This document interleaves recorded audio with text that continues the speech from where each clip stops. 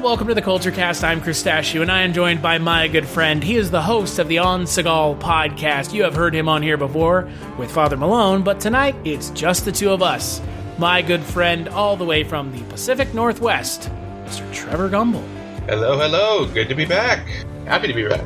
And on this episode of the Culture Cast, we are going to be talking about another body swap film, this time from 1988. You may have heard of it, you may not have. But after this episode, you're probably gonna, I don't know, maybe you're gonna watch it. I don't know. You might not to. You might not want to. I don't know. I don't know you. But you know what? We'll make a pretty good case as to either this movie's good or bad. We're talking about 1988's Vice Versa. Stop dumping on me, Dad. I've been up since 6 and I have a very tough day ahead. I wish I could change places with you. Well, I wish I could too. Inside Marshall Seymour, successful businessman, divorced father, and self-styled workaholic, beats the heart of a little boy. Because Marshall Seymour is about to become his 11-year-old son, Charlie. Awesome! And vice versa. Maybe this happened to all over America. What's gonna happen to you? You're 6'2" with the brain of an 11-year-old. Charlie may be getting to that age. He's losing it. I think he has a crush on me. No way! You never told me you had to see my homeroom teacher. You never told me you had hockey practice. What is that?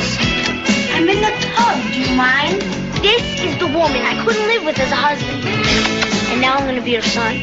I'll do anything you want, Sam. It's not what I want. It's what we want as a unit. She's worried about your unit, Dad. It's a Freudian nightmare. Judge Reinhold. Are you all right? Do I look all right? Fred Savage. I don't suppose you have any Grey Poupon. Vice versa. What if we're stuck like this? Oh my God. I have to go through puberty again. The film is directed by Brian Gilbert. It is written by Ian Leigh Frene and Dick Clement. It is based off of a F. Anstey film it is the fourth big screen adaptation of the F. Anstey novel of the same name. It was also adapted into a UK TV series in 1981. The film stars Judge Reinhold and Fred Savage as the two characters who swap bodies. Or not swap bodies. We'll get to that as to what the device through which they switch bodies is, because I think for me that's one of the more interesting parts of these movies so far is what is the device through which people swap bodies? Before we get to that though, Trevor, I know you have a little bit of a history with this film, so I'm going to cede the floor to you. What did you think of Vice Versa? Well, this is a movie I'd watched quite a few times growing up, and it had been a while since I'd seen it. And I watched it last night, and surprisingly, it holds up really well. I mean, save for some uncomfortable moments that we'll get to. I was kind of struck by how incredible Judge Reinhold was in the film. He was absolutely hysterical in this film, and I think he's kind of underrated when it comes to acting. His comedic timing is really amazing. Fred Savage did really well playing what he usually plays, which is a kid pretending to be an adult. I was going to say, that's just Fred Savage's like normal setting. It's not like a body swap thing. He's just always kind of the like... He was always, to me, like you mentioned, like Macaulay Culkin was the kid acting like a teenager. Fred Savage was always the kid acting like an adult. And I think obviously Wonder Years has a large hand in that. Exactly. And I mean, in the late 80s, early 90s, I was a huge Fred Savage fan. And I was kind of on a kick, because, they had Little Monsters, they had The Wizard, Vice Versa, The Princess Bride, even The Boy Who Could Fly. I was a huge Fred Savage fan. And so this movie was kind of, made for me. So it was kind of interesting to see Fred Savage say "son of a bitch" so many times. Or Fred Savage drinking martinis. Yeah. God, that's again one of the uncomfortable moments of the film is you have a supposedly 11-year-old drinking martinis while his quote unquote dad reads Mad Magazine, talking about busting balls. So I had never seen this film before, but this film, I saw the trailer for it on YouTube as I was just kind of sitting at my computer in a either high drunk or high drunken stupor watching trailers, because I don't know about anyone else listening to this podcast, but I really love movie trailers. I find movie trailers to be an interesting microcosm of like the film industry, because at times it's its own kind of mini art form, and then at other times it's exactly what it's meant to be, which is an advertisement for another film. But, you know, ultimately, because movie trailers are meant to entice you to watch the film in question. And so when I saw the trailer for this film with Judge Reinhold, who I'm really disappointed we didn't get to talk to Judge Reinhold. I fucking love Judge Reinhold. I love the Santa Claus. No problem admitting that. I also love Fast Times at Ridgemont High, Beverly Hills Cop. I mean, he's in Gremlins. I mean, admittedly not as much as in Gremlins as I would like. But he also, you know, like you said, he has really good comedic timing. And he seemed, I don't know, but he seems like a genuinely interesting person and like a genuinely like charismatic guy. I would say it's not even like a question. He's a pretty charismatic actor. Very. But, you know, I think, again, another body swap movie.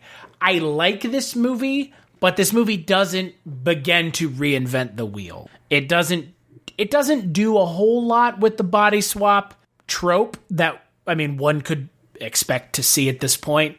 But it does enough, and like you said, it has two charismatic leads, and like we saw last week with Like Father, Like Son, again, you can get by with two charismatic leads.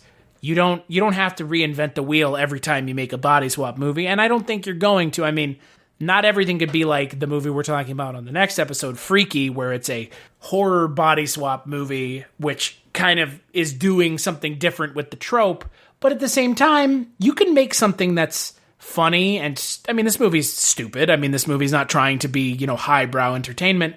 It's stupid and fun, and it's touching. I mean, it's a movie that has a lot of heart, and I think it shows its heart on its sleeve. And I'm actually pretty shocked at how much I like this movie, given again very low expectations. Well, you know, I think that's what separates us from the other body swap movies of the time. You know, 18 Again or Like Father, Like Son, is that it has heart. It has a very gentle nature to it, you know, because you can definitely tell the love that the father and son have for each other, how much they care about each other, and how much they, you know, want to protect each other. And I wouldn't say the movie's stupid. It definitely has some smarter moments. You know, I mean, like you said, it does fall into some body swapping film tropes, where, you know, the kid does something adult and the adult doesn't understand why the kid's acting like this, or you know, the co-workers of Judge Reinhold thinks he's having a nervous breakdown. But, you know, I think it's the better of the 80s body swap films. And, you know, bonus that Fred Savage didn't grow up to become a religious nut fanatic. So yeah, there is that. That was kind of the that was the pit that we had to navigate, needless to say, on the last episode, because I got it out of the way at the beginning. I will say it again. Kirk Cameron is a piece of shit. Oh God. Can you imagine Fred Savage in Left Behind? Oh no, because I don't think Fred Savage is a psychopath. At least I haven't been led to believe that he's a complete nut job.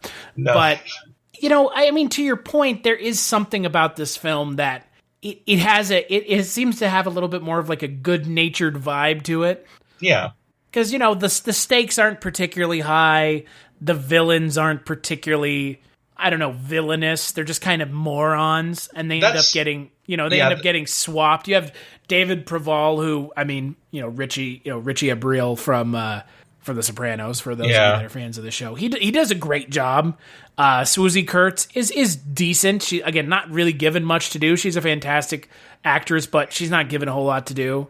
And Corinne Bohrer, I mean, again, like, everyone in this movie is doing good work. To me, you could have probably taken out the subplot with Swoosie Kurtz and David Preval, and it really wouldn't have changed that much. It wouldn't have changed anything. No, it really was kind of I think we need a bad guy, so let's just add these, what were they, smugglers? Art smugglers? Yeah, the device through which Fred Savage and Judge Reinhold swap bodies is a Judge Reinhold is a kind of a department store executive, and he's going to Thailand to find new merchandise that they can sell at their store for a markup. And David Proval's character sees Judge Reinhold and picks him as kind of a rube, and they use Judge Reinhold's shipment coming back to the United States that's not going to get looked at by customs. They use his shipment to get this skull out of the country, and this skull is stolen from a Buddhist monastery at the beginning of the film. Mm-hmm. And them touching the skull at the same time switches bodies. But like you said, like the David Proval, Susie Kurtz, like doesn't add anything. It adds maybe like 5-10 minutes of more storyline, but other than that, it was just kind of, oh, we're back to this again. Can we just go back to Judge Reinhold and Fred Savage and Corin Bohrer? That was a more interesting story take than I thought than the Susie Kurtz, David Proval stuff was. And that's nothing against them. They're terrific character actors, but it just kind of slowed the film down to a halt. And that for me is the issue with a comedy, is when it all of a sudden decides to completely drop to a dead halt and go into another genre. I'm not particularly interested. Yeah, like with the whole kidnapping subplot and them trying to get trying to switch out the skull for this Ming or this vase that Judge Reinhold had originally purchased, but it had gotten mixed up. Keep calling it what do they call it? A ginger jar? A ginger jar. That's it. A ginger jar. I've never heard of a ginger jar until this film. So me either. So yeah, I mean. But I mean, like because I mean, the whole thing, it feels like with these body swap movies is it feels almost like sitcom-esque.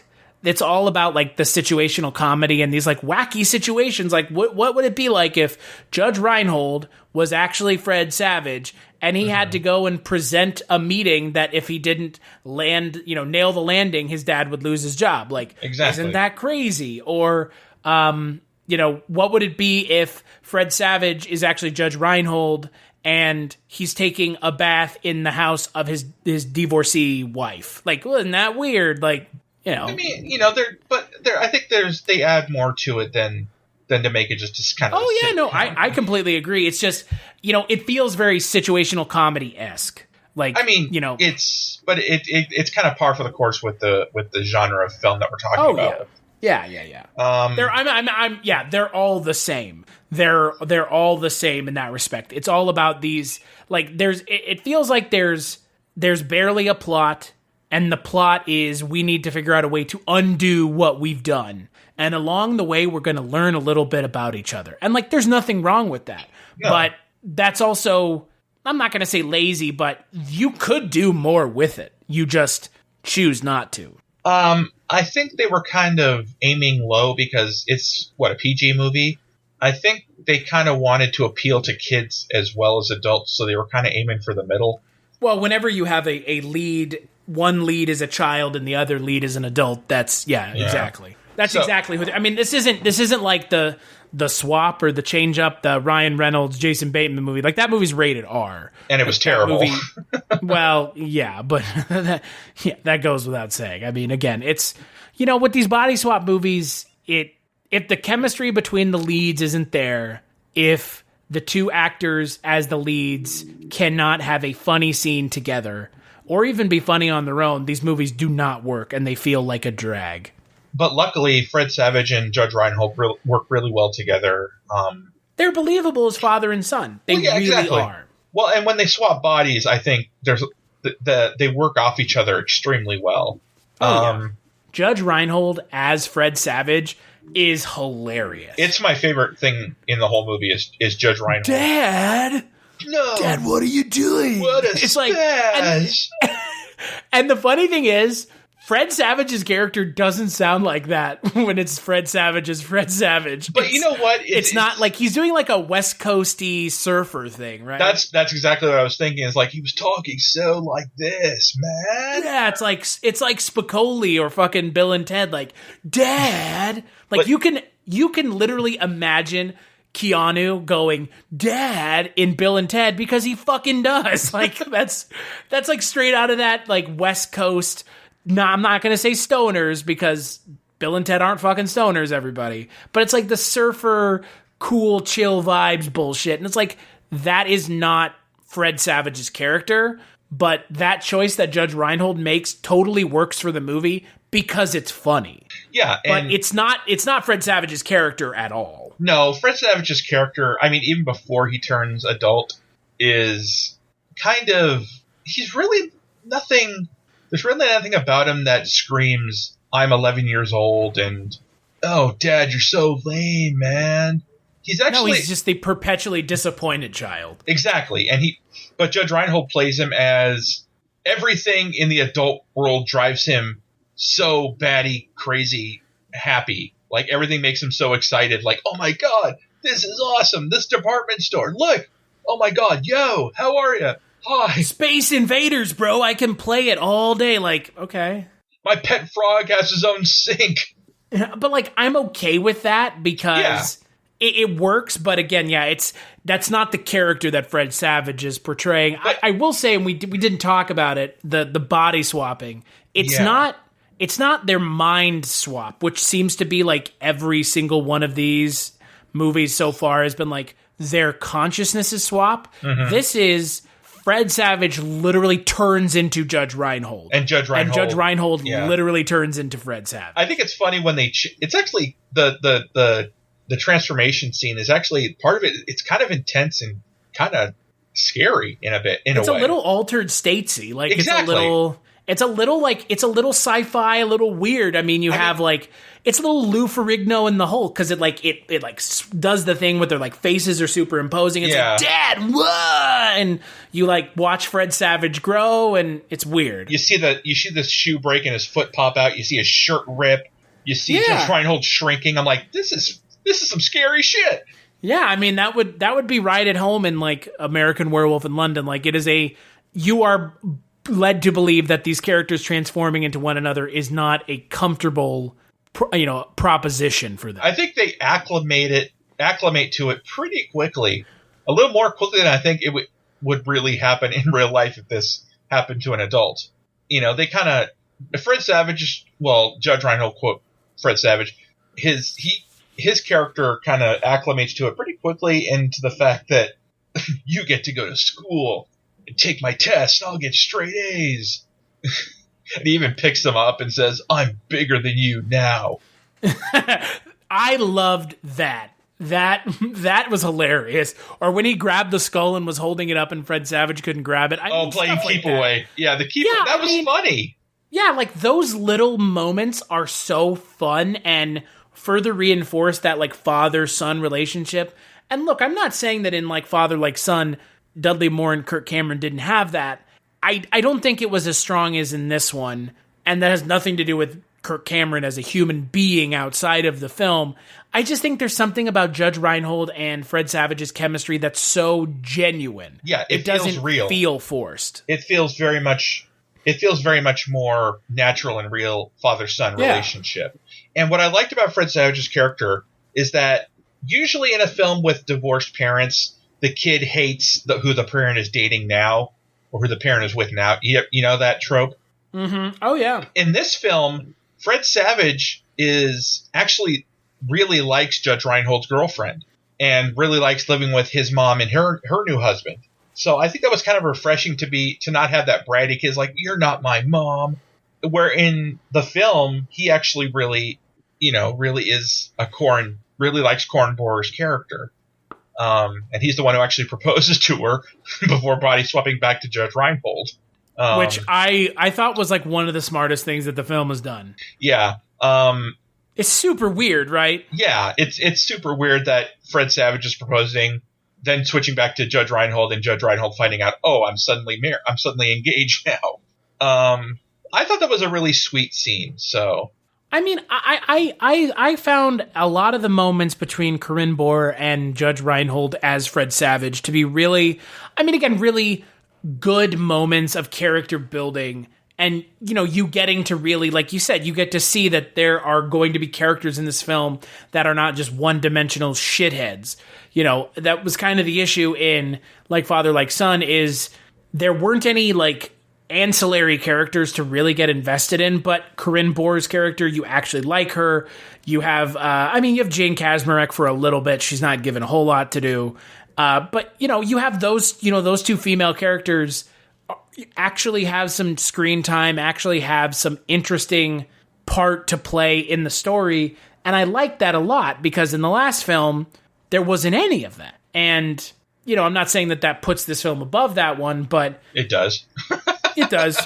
It does. I mean, again, if the two leads are so charismatic together, and then on top of everything else, you actually have secondary characters who you could get invested in, and their relationships with the main characters are so believable. Yeah. I mean, I think this is a better movie than Like Father, Like Son, but for me, I don't think it does much more than Like Father, Like Son did to try to, quote, reinvent the body swap wheel. Well, I thought the Corin Bohrer scenes, I kind of liked how it was kind of focusing on the relationship and how it's kind of strained, and how as soon as Judge Reinhold turns into Fred Savage, she seems to be happier in a relationship because, he lets himself loose a bit.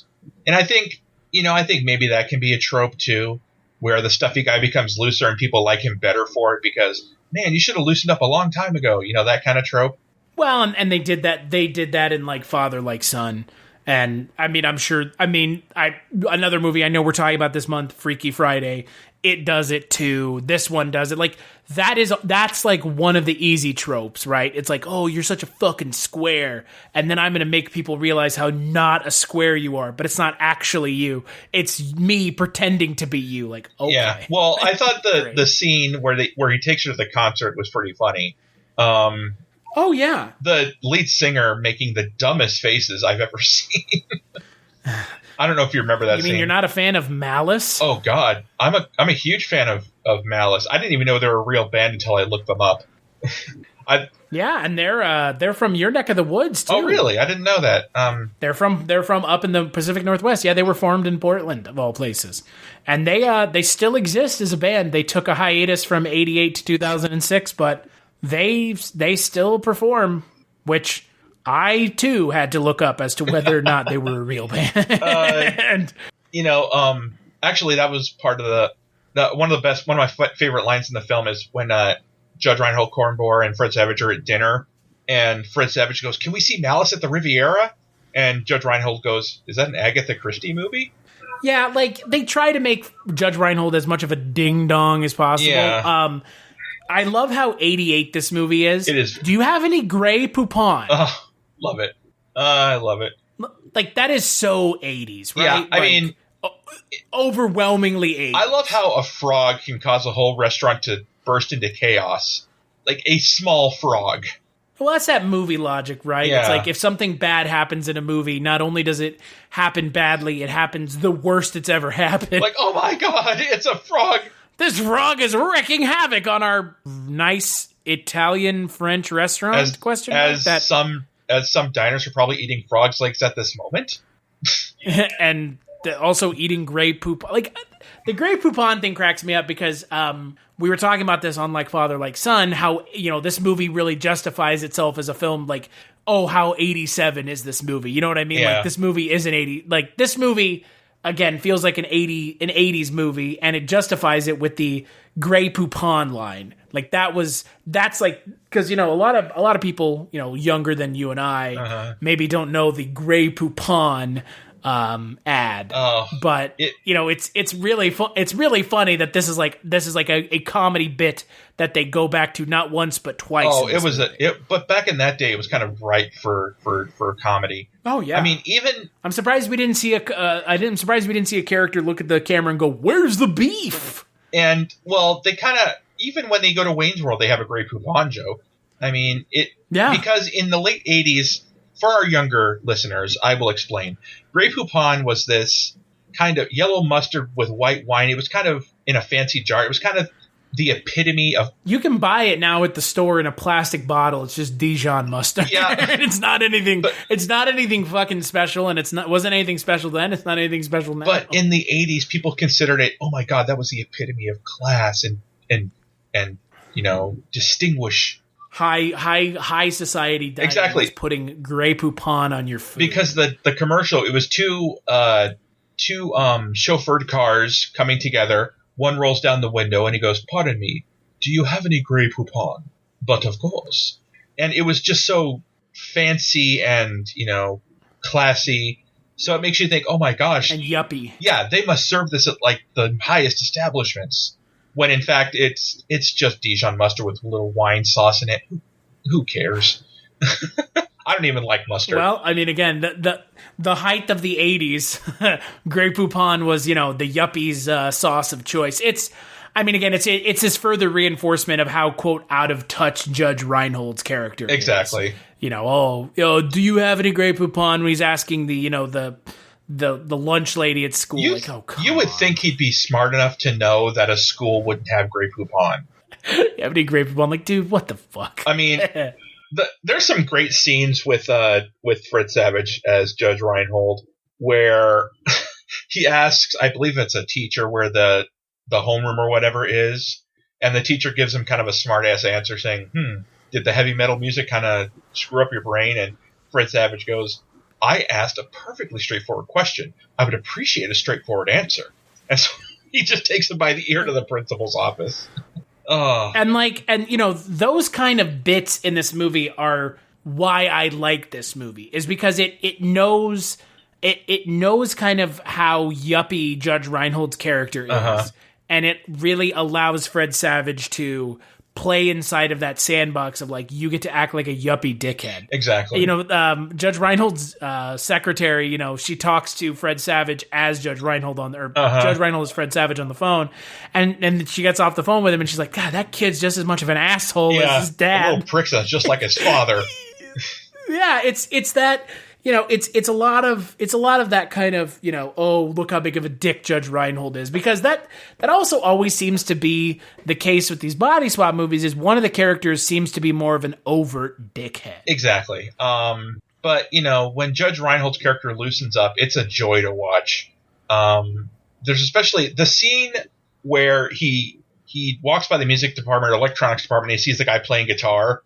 And he's like, I play drums. And the guy's like, tells him to go for it. And they all start jamming together. Even the cashier starts playing the keyboards and are having this jam session. And oh my God. And he gets out of it by the fact that the kid playing guitar is the son of a friend of the owner or something like that. So, yeah. And it's like, oh, I never would have seen you this way. And he thought it was, and the owner of the store thinks it was a deliberate decision by Reinhold to up the profits.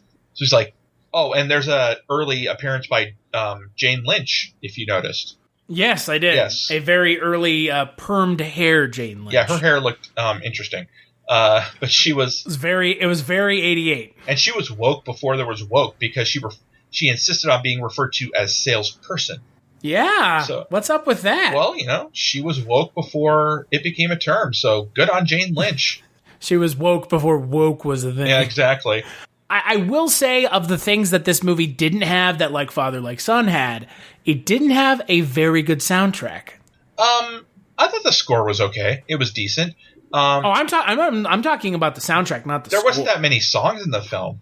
I know. That's a disappointment for me, because, like, they mention Wang Chung. Yeah. And the only music that we hear in the movie, I think, is Malice. And, the end credits song, and that's it.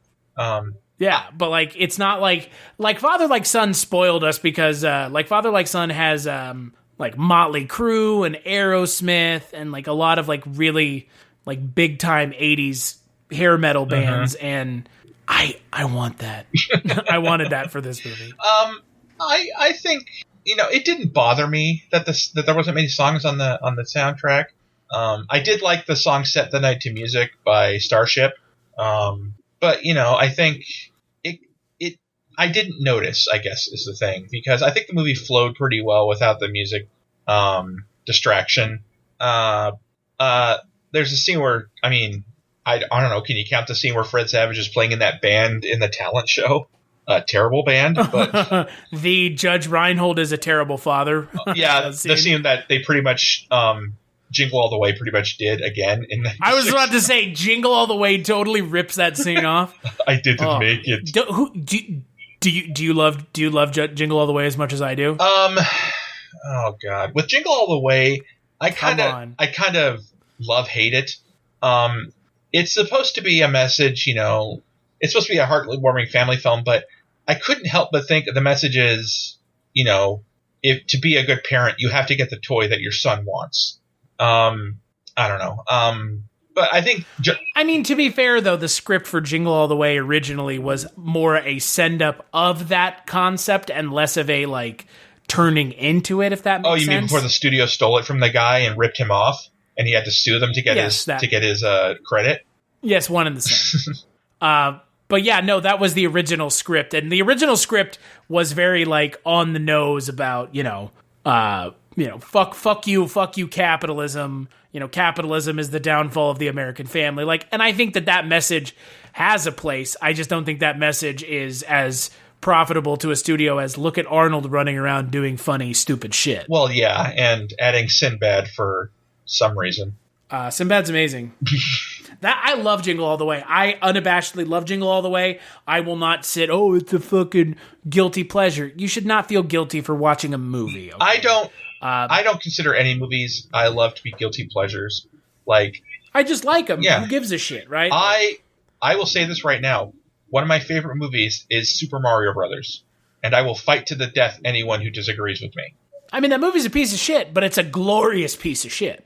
It is a failure of the highest order, but it's an impressive. I don't even think it's a piece of shit. I think it's actually a very well done. It has its flaws, but I think there's really great stuff in it.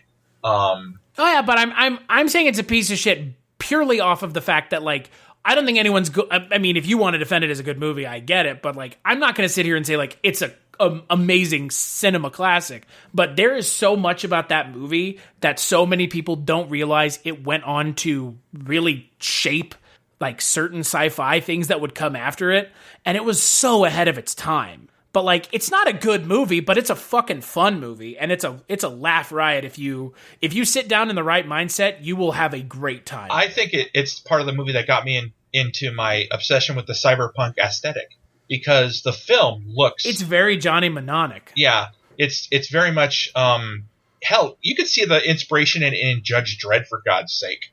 Mm-hmm. We're getting off track here. We're talking about vice versa. No, but again, vice versa is considered a failure. Judge Reinhold has gone on record in saying that this is the reason he took a step back from his acting career. That's sad. Because this film flopped, and also apparently Judge Reinhold has a reputation of being hard to work with, which that seems more of a him problem than anyone else problem. I read Roger Ebert. He gave it 3.5 stars. How do you feel about Roger Ebert? I think... I don't have respect for someone who wrote a book about movies that they hate. Okay. Oh God, you're gonna hate me now. Can you defend that, though? No, but I think people like watching things being torn apart, or they like reading bad reviews, because when he didn't like a movie, the way he wrote about it was very entertaining to read. For us, but what about for the people who made the movie? That I can't defend that. And that for me is the issue. Okay. We sit here and, I just said Super Mario Brothers is a piece of shit. But at the same time, I also heaped massive amounts of praise on it. So it's me just hyperbole saying that movie's a piece of shit. It's not, I don't think it's a good movie, but I will not sit here and tell you that the people who worked on it, the people who directed it, the people who made it, didn't put in their time and effort. And I'm not going to sit here and say, you guys all wasted your time, and let me count the ways as to how I will dismantle your movie and throw it back in your face. And that was... Writing that book for me has always been Ebert, stop jerking yourself off. We get it. You know how to write a takedown of a movie. We get it. There are filmmakers that I will say that to their face if I ever see them. Oh. Friedberg and Seltzer. I will have no shame. I know. You really hate them. I will have no shame telling those motherfuckers, your films suck, you can't write, you can't make a film, and you shouldn't be making movies. You should be taking my order at McDonald's, you untalented hack. And I will feel no guilt about it because they suck. I mean, sorry, get off on it. Goddamn. Sorry, I fucking hate Friedberg and Seltzer movies. They are the worst, laziest type of writing. The reason is I feel they put no effort into it. They write easy jokes that anybody can do, and they call it a script. They don't feel any passion, you know. To them, this is easy paycheck. We'll just write, you know, we'll just rip off a scene from a trailer and put it in our movie and call it satire. Fuck you. Just fuck you. And I mean, I'm not going to disagree with you. I mean, that is just massively lazy. Like, it's just it's lazy storytelling. It's lazy script writing. And what bothers me is like lazy parody. It bothers me is like there are so many talented writers out there fighting desperately to even be seen, to even for their stuff to be read, for their stuff to, you know, for comedies to be, you know, brilliant comedies. But studios pick just the worst, easiest targets. It's like, hey, we're going to make fun of Twilight. Give us the money. You know, and it's just so lazy and just cynical, very cynical. Well, and I do not at all disagree with you. I look at the kinds of movies that those two make, and I shake my head because, again, to your point, it's lazy. And, you know, some people might even say that a film like Vice Versa is lazy, and I wouldn't be inclined to disagree with them. It is a lazy trope that they made a movie around, but they also they did more than nothing. Yeah, they at least were doing something with it. They weren't just, you know, okay, their bodies are swapped. Let's, you know, let the jokes write themselves. And theoretically, the jokes should write themselves. You know, but I think this kind of movie, like, you have so many scenarios that you can mine that you would never run. If you're smart about it, you would never run out of things to mine. Yeah. I mean, again, take Judge Reinhold and Fred Savage out of this, cast two other actors. I'm not sure we'd be talking as glowingly about this Absolutely movie not. But, I mean, going back to the change-up, they did have two charismatic actors. They had Jason Bateman and Ryan Reynolds, who I think are... But here's the thing. They were charismatic. They're charismatic together is not reality. Them charismatic apart is. I mean, they're very charismatic apart. I don't think anyone's going to argue Ryan Reynolds and Jason Bateman are charismatic actors, but I will argue that they are not charismatic together. Yeah, I can kind of see where you're coming, because do you think it comes off kind of more like who could be more funny or who could be more charismatic, kind of a battle between them when they're together? It should have been. Yeah, but it didn't seem like any of them tried. Okay, let's go back to Vice Versa. Let's get back to some things that bothered me. Sure. I don't know if you know about there are a couple scenes that I found a little disturbing. Like the scene where Corin Bohr almost kisses Fred Savage. Yeah, I didn't understand what that was all about. From what I take of it, is she was seeing Judge Reinhold's soul in Fred Savage and what she cares about him when they first met, and kind of going for... I think you're right. But it was still creepy. But the issue is...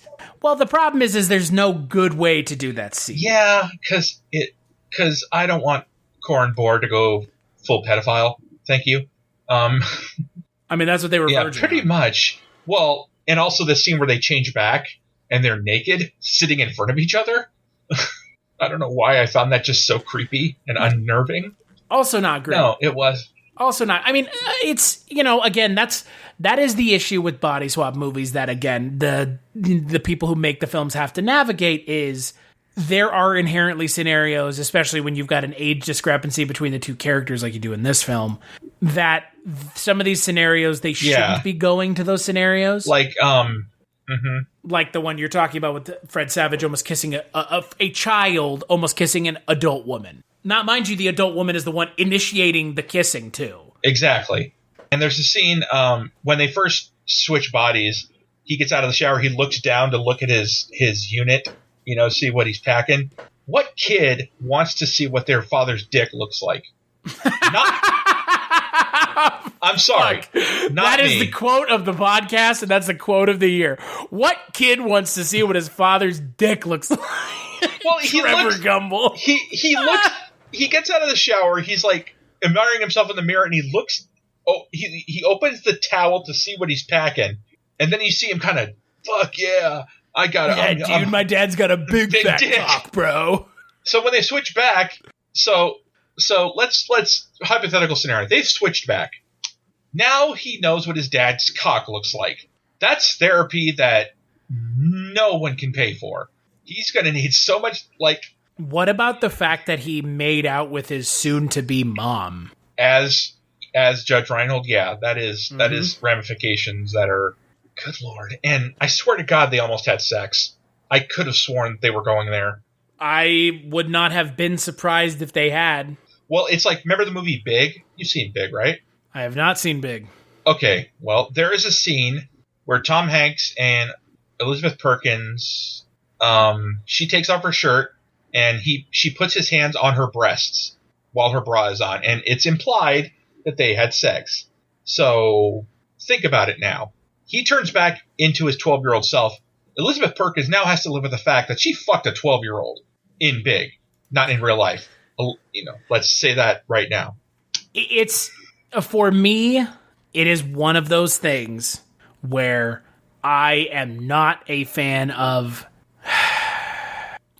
I'm not a huge fan of that coming into a movie where it's the age discrepancy is so much. Yeah, me too. You want to do it with, like, Jason Bateman and Ryan Reynolds, cool, but, like, a kid and an adult, like...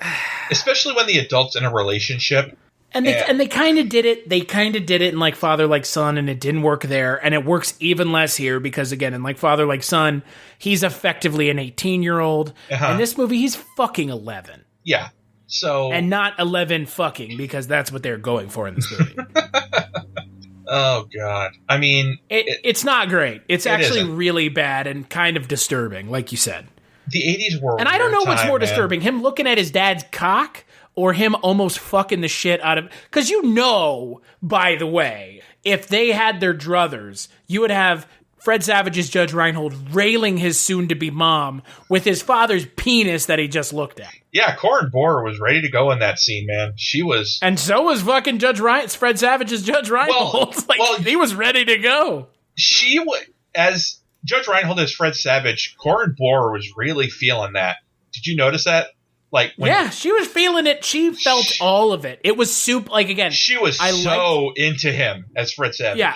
I liked this movie, but boy, yeah, there are some creepy implications. There are some weird ramifications, weird implications to this movie that I do not think the writers, the writing team, they or they did, and they were just like, it'll be funny, and it's like, it's not funny. It's actually kind of creepy. Yeah, it's not even kind of creepy. It is totally creepy. Yeah, I mean, good Lord, people, think before you write. Don't make your audience uncomfortable at the idea of a main character in your film fucking an adult while he's supposed to be a child. Like, that's just... Yeah, couldn't get away with that today, thankfully. No, I'm not sure I don't know if they got away with it then, but it was fucking weird then, and it's fucking weird now. Well, Roger Ebert gave it 3.5 stars, so he must not have had too big of a problem with it. What would you give the film, Trevor? I would give it a solid 4. I'll give it a solid 4. Wow. Yeah. Solid 4? Yeah, I'll give it a solid 4. Yeah, I'll give it like a 3. I mean, again, it's a good, fun film. Judge Reinhold just levels it up so much. I mean, so their charisma, their chemistry together is so good that, I mean, again, it's like when someone says, the sauce is so good you could put it on a fucking boot and eat it. It's kind of like that. Judge Reinhold and Fred Savage have such good chemistry that you could put the two of them in a movie together right now and they'd probably still have chemistry. Well, I mean, we didn't talk about the best scene, one of my favorite scenes in the movie, which I think is the best scene in the movie, where he finally gets his revenge on that bully. Oh, yeah. In the bathroom scene. Ajay Naidu from Office Space. Yeah. A very young Ajay Naidu. Well, with all the hair. Yeah. It looks like he shouldn't be in that school. He should be in, like, high school or something. But Judge Reinhold busts in the bathroom door pretending to be a narc. It's a pretty good scene. It's a very funny scene. Were they smoking weed or cigarettes? I think they were smoking cigarettes. Okay. But Judge Reinhold acted like they were smoking weed. Yeah, because he picks it up and smells it, and he tells him he'll be back in 30 minutes, and they better have the toilets gleaming. Just that was a perfect kind of revenge for the shitty character that Ajay Naidu was. So on that note, let's take a break and we'll play a preview for the next podcast for December. Next Culture Cast for December. Good morning. Morning. That's me, Millie. Ordinary, boring Millie. I love your dress. I think I saw it at Discount Bonanza. Okay, so I was never the most popular. Homecoming's this weekend. Booker is gonna be at the dance. And boys never really noticed me.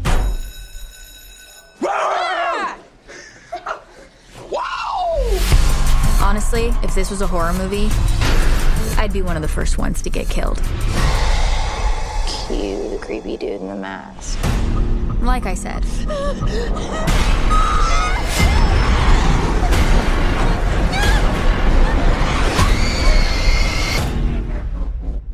But actually, it turns out... Where am I? I didn't get killed. Oh my God, why do I sound like that? I woke up in the killer's body. The Blissfield Butcher strikes again. Don't freak out. You're black! I'm gay! We are so dead! Ow! Will you stop? It's me, it's Millie. Hail, Blissfield. High, feel our glory and our might. And not only is that psycho wearing my body, he's killing it. He's like a wolf in sheep's clothing. Who knows how many of our friends he's gonna kill? Are you sure this is safe? No. Oh my God, it's a slaughterhouse. I have like less than 6 hours to swap back or I'm gonna be stuck in his body forever. Hurry up, loser, I gotta take a dump. I have to admit, it hasn't been all bad. I'm sorry, sir, I didn't mean to interrupt. Move! How's that feel? I'll make you wish your stupid face was never born. Oh my God, did you just pee yourself? Yes! Whoa, what am I wearing? I'm actually really liking this for you.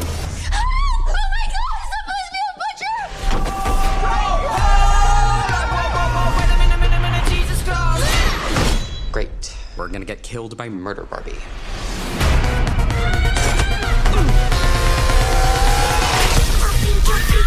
I can't wait to kill you. Time to stop this asshole. We're in this together.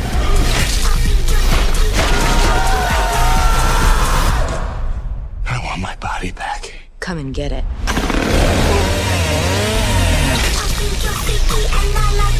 Look, I know I look like the butcher, but it's Millie. He's crazy. Okay, Booker, can you look at me, please? Booker! Dry up, bitch. Booker, help! Booker! Will you shut up? Booker! That's right. On the next Culture Cast, we're actually talking about, and this is a shock to, I think, everyone, we're talking about a new movie that came out in 2020. What? Yeah, what the fuck? What are you talking about? We're going to be talking about Christopher Landon's Freaky. Now, Christopher Landon is the gentleman who directed Happy Death Day and Happy Death Day to You, so Freaky just kind of looks like that movie, but with a body swap. Yeah, pretty much. I mean... Yeah, so... But Happy Death Day I hope it'll be good. But Happy Death Day and Happy Death Day to You were great films. Really fun to watch, so... Yeah. I'm looking forward to your podcast on it. I'm looking forward to watching it because it's gotten good reviews, but it's also gotten good reviews from people whose opinion I do not trust. So there is that. I will be joined by our good friend Jess Byard and the man with the plan from the Projection Booth podcast, Mr. Mike White. But until then, where can people find you, Trevor? Well, like you said at the beginning, you can find me at the On Seagal podcast. You can also find me on Twitter at Case Neuromancer. And you can find me on Instagram as Mad Vertigo. And as for me, you can find me on Twitter at Christmas Claus. I have changed my Twitter handle because I got sick of it being something related to people dying. And as always, you can find me on the On Seagal podcast, Dreams for Sale, Chronicles from the Crypt, Scary Stories We Tell, the Barty Miller podcast, and the One Season Show. So there's a lot of podcasts, and that's not a bad thing. If you've got a lot of time and you want to listen to some good content, you know where to look. As always, big thanks to Trevor for joining me, and we'll catch you on the next episode.